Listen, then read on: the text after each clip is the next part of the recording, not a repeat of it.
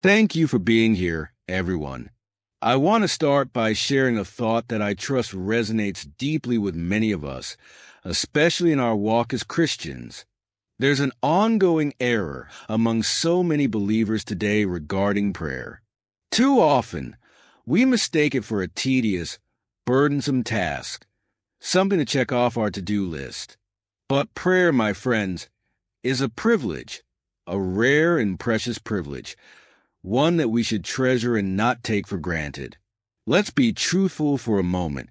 How many of us have found ourselves looking at the clock, groaning inwardly when it's time to pray? Or perhaps we've thought, I don't have time today, I'll do it later. Or worse, we sit down to pray, and our minds drift off, counting the minutes until it's over. Do you know the reason for this kind of mindset? We've misguidedly viewed prayer as a tedious chore instead of a meaningful occasion with God. Sadly, you see, the idea of prayer being an onerous task often originates from the pressures we face in our daily lives. The devil has made us busy, making our lives so demanding.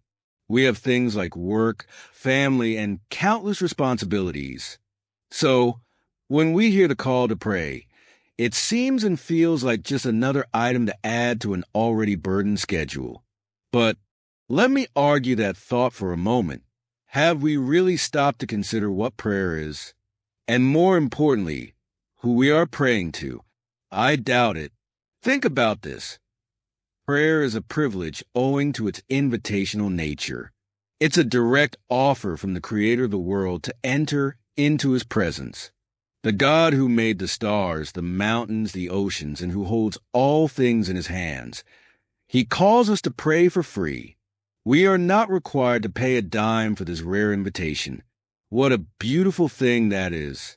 Now, let me ask you, if the head of your country or the CEO of your company summoned you up and said, I want to speak with you directly.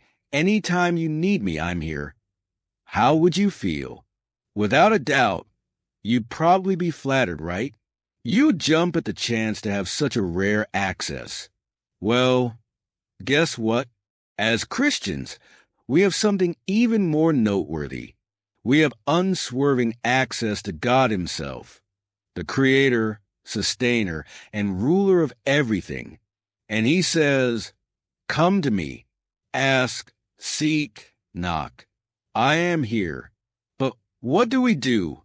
We allow the devil to take this opportunity from us because of our laziness of mind. We sleep when we ought to be on our knees praying and drawing God to our hearts.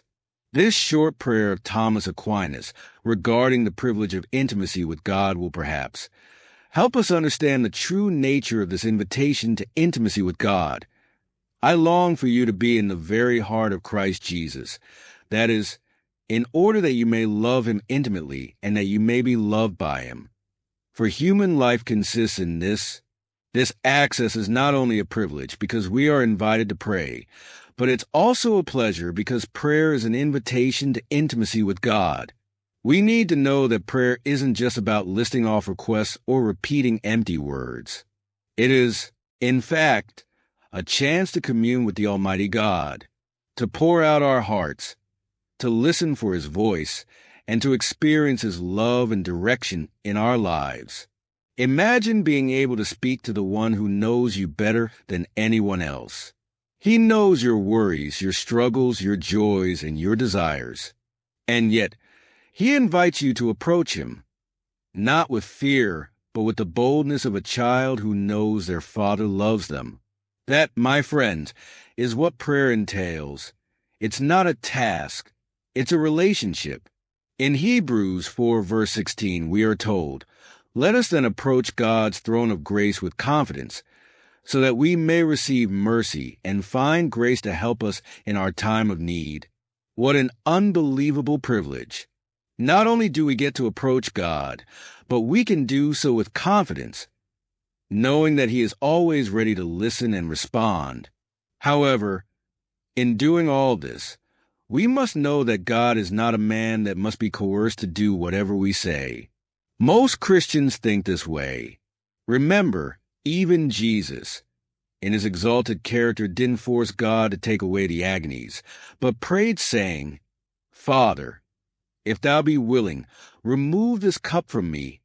Nevertheless, not my will, but thine be done. Luke 22, verse 42. As St. Padre Pio said, pray, hope, and don't worry. We just need to put all our mind, soul, and body into this rare privilege. In addition, 1 Thessalonians 5 verses 16 to 17 emphasizes the importance of consistent prayer as part of God's will for our lives. These verses remind us that prayer is not just a temporary act, but a continual attitude and practice. But not as in working. Pray without ceasing means maintaining a mindset of communication with God all the time, allowing prayer to shape and permeate our actions, thoughts, and decisions. Now, let's take a moment to see what Father Chad Ripperger has to say about being consistent in prayer. I want to talk a little bit about obstacles in prayer, because a lot of people just simply don't advance in the spiritual life because they're not consistent in the prayer life. Over the last 3 years, we noticed, and this is something, we keep statistics as exorcists in our community. We actually keep statistics on the number of people that approach us, how many people go through our protocol, how many people do what they're supposed to do. What we began to discover is a very distinctive pattern that was emerging, and that is that demons were attacking people because of the fact that they lacked elementary discipline in their spiritual life. Elementary spiritual discipline. What does that mean, even concretely? It means this. It means that what we noticed is that there is not an area in a person's life where they are consistently practicing self-denial every day. That's what it means. That literally most people, even if they're going to daily mass or even if they're saying the rosary, etc., there's not a disciplined part of their life where they have to keep telling themselves no. So then we put them on the Angelus, 6, noon, and 6, and then we get that, can I do it at 7? Look, this is exactly why we have you doing it at 6, because of the fact that you're undisciplined, right? And then once they become disciplined, the demons leave them alone, right? Or they just left them alone, by and large. But this is a key point because it tells us that most people in their prayer life are undisciplined. They don't do it consistently. And so on an external level, before we even get to prayer itself, one of the biggest obstacles to prayer is that people don't have a consistent time every single day where they're doing the prayer. You know, they're not getting up at 5 and then saying their prayers from 5 to 5:30 or whatever. They're just not doing it. And each person will adjust it based upon when they find their prayer is the most beneficial or that they have the best prayer. They can adjust it during the course of the day, but it has to be consistently every single day. There has to be a regimen that's put in place.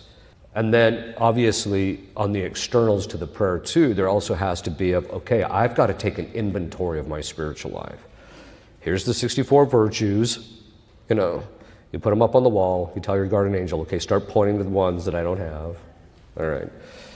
And you have to start sorting that out. Like I said, praying to Our Lady of Sorrows to reveal it and asking your guardian angel will give you a tremendous amount of information about yourself. By the way, they're unlikely to tell you the thing that you think you see. Usually there's some hidden thing that's at the root of a lot of your difficulties, and that's what people will find. Sometimes people get depressed in it, and I'm like, yeah, it's pretty bad, isn't it? But actually it's good, because of the fact that they actually can now see what they actually have to work on, and once they start removing that, they'll notice a drastic shift in their own spiritual life. So this external discipline, regimented, they have to be regimented every single day. You can't approach the spiritual life. It's arduous. It's like working out. If you're going to develop virtue, just like the guy who's trying to develop his muscles by lifting weights, you can't do it whenever. It has to be consistent, a certain amount every day. It has to be done in a proper manner, and etc. to build the muscles. In the same way, the exact same thing applies to prayer. So there has to be that external regimen. The second part is they have to start eliminating all these things that are causing the distractions. I mentioned our defects cause the distractions. That's one of the principal things. So you've got to start working on those and getting rid of those. The other part is you're going to have to start developing some place where you can pray on a regular basis. once people reach a certain level of proficiency where the habit of prayer is so consistent in life, they can sit down and pray anywhere. But most people can't do that because they're too distracted. The very nature of our intellectual faculties is to come to knowledge of things through our senses, and as a result, we have a bit of a focus on our senses, but it takes a little while to get to the point where our focus is on God only. Doesn't mean we don't still use our senses, but it just means that we have to, that we're going to be easily distracted by the things that are around us. And so this is one of the key things. So like if you're a married woman with 8 children and the youngest one is 1, well, your husband's going to have to take care of him for a little while so that you can go pray, and vice versa. And you're going to have to do it at a time when the kids are still sleeping. Yes, that means you're not going to get to sleep in every day.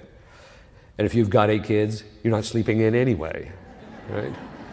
Because there's always one of them that's waking you up at 4 o'clock in the morning, right? So, but the point being is that there has to be a consistent time of your prayer life, and you have to be disciplined. And the discipline is the self-denial. What are you denying? You're denying the comfort of doing things when you feel like doing them.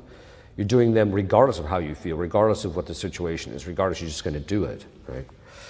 There also has to be, in addition to this, so we're talking again, obstacles to prayer. As I mentioned, prayer is, as you start eliminating your defects, and then you'll start to ascend the heights of prayer, but also as you start doing the daily meditation, you're going to start just noticing defects will just dissipate. You just stop having a problem with anger. You just stop having a problem with, wanting to eating bonbons at 10 o'clock at night. You're just going to stop having that inclination because the prayer begins to order the faculties, but also the grace that actually comes from it.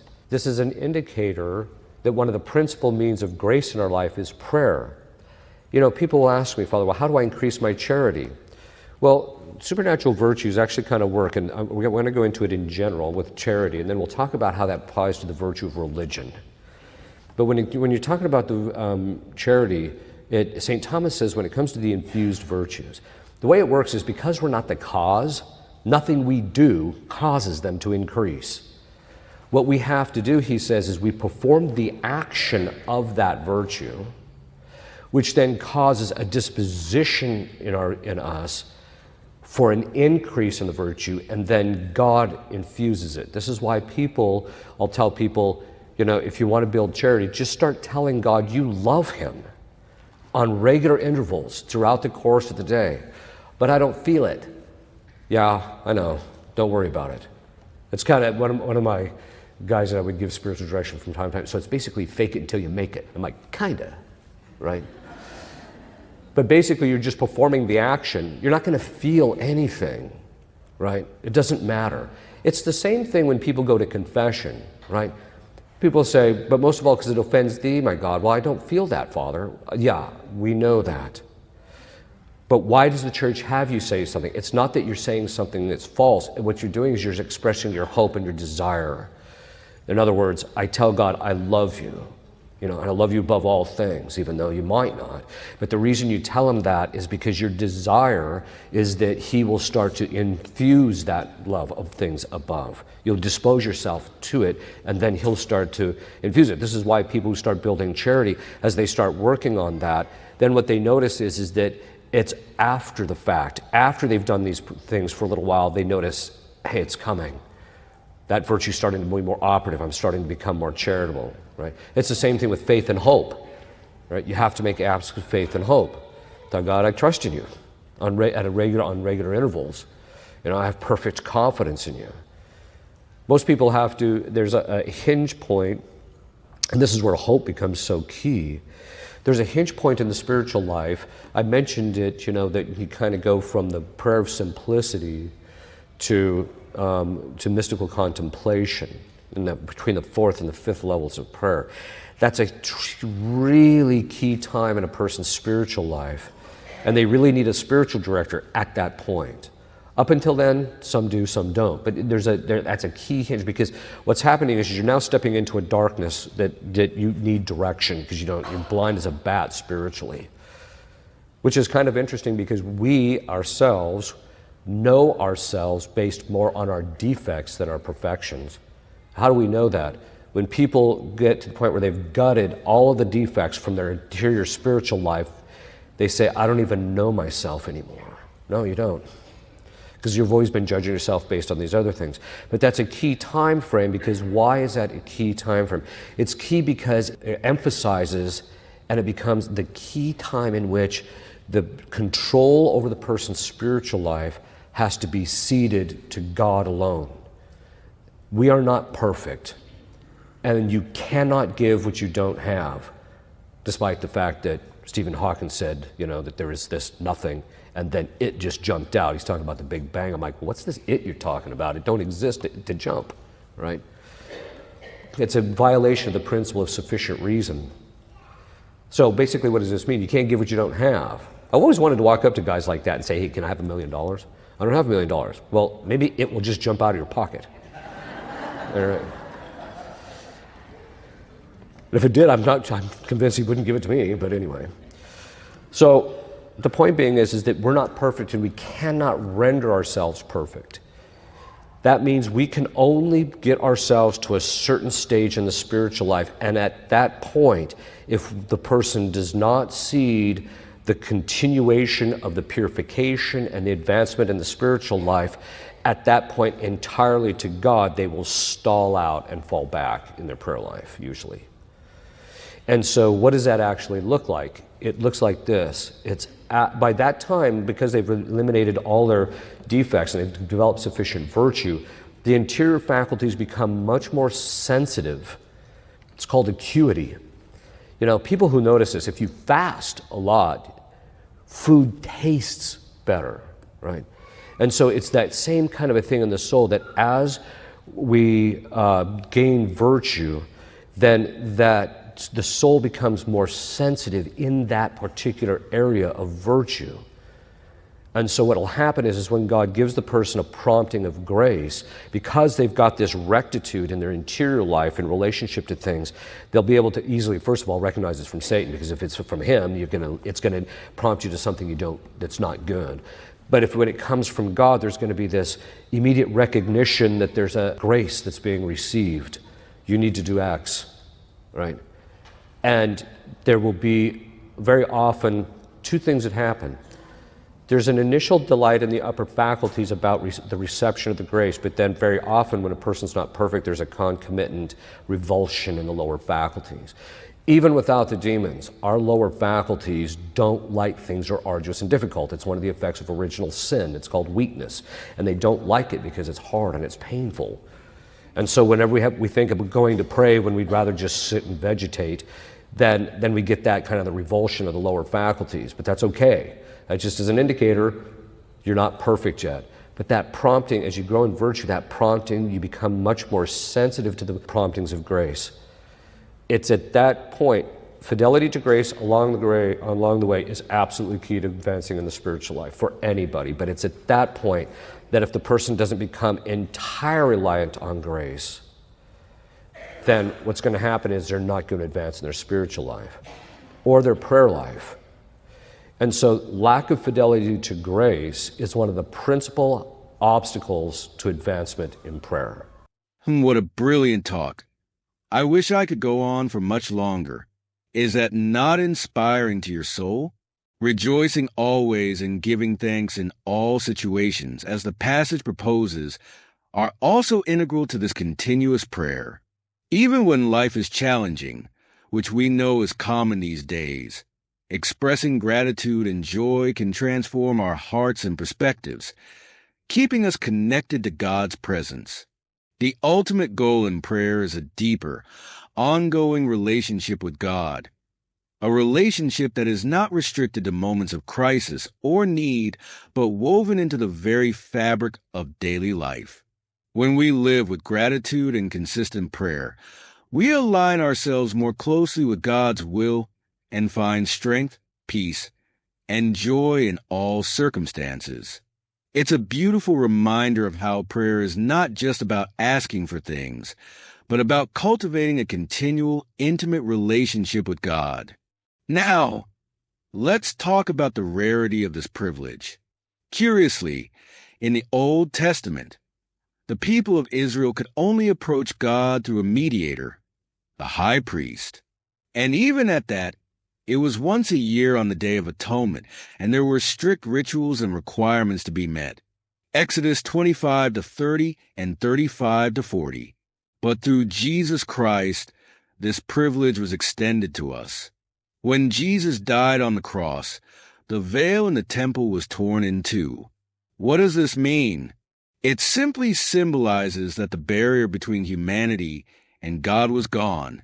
We now have the capacity to approach God directly, anytime, anywhere, and under any situation.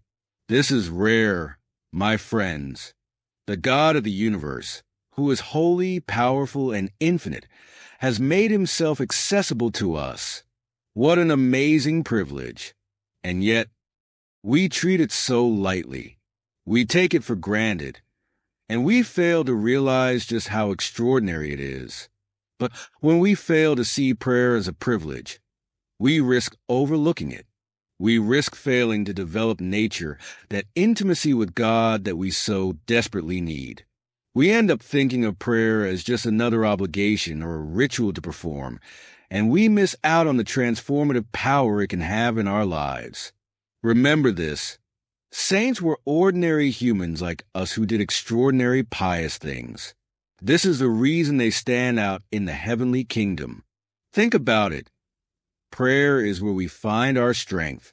It's where we find peace in the midst of chaos, wisdom when we're lost, and hope when we feel hopeless. It's in prayer that we are reminded of who God is and who we are in Him. Prayer isn't a duty. It's a lifeline.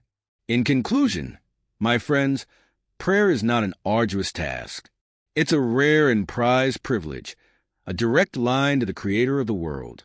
It's a chance to grow closer to Him, to receive His grace, and to be transformed by His presence. Let us not fall into the trap of seeing prayer as a chore. Instead, let us embrace it as the incredible gift it truly is. So, the next time you kneel to pray, remember this. You're not just performing a religious ritual. You're entering into the presence of the Almighty God, who loves you deeply, listens to you closely, and wishes to walk with you every single day. Prayer is a privilege. Let's treat it as such. If this message resonated with you, don't forget to like the video and hit that subscribe button to stay updated with more content like this. Your support means the world.